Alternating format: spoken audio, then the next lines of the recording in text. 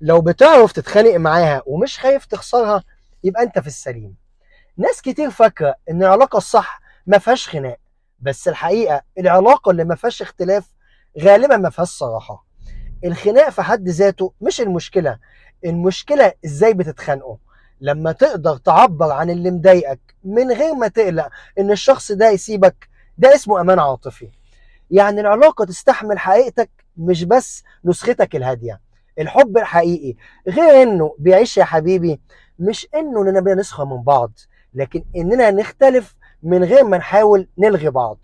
الخلاف هنا مش تهديد، ده دليل ان كل واحد ليه مساحة. تختلفوا وتعرفوا تهدوا وتتكلموا، ده معناه ان جهازك العصبي قادر يرجع لحالة توازن. مش بتفضل مشدود ومش بتقفل، في مرونة، في رجوع تاني للتواصل. وده اهم بكتير من انه يكون في خناق اصلا.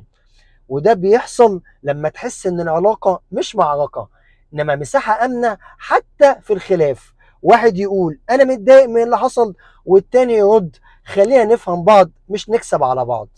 وسؤالي ليك، انت في علاقة تعرفوا تتخانقوا وتفضلوا موجودين، ولا اول خلاف بيخليكوا تبعدوا عن بعض؟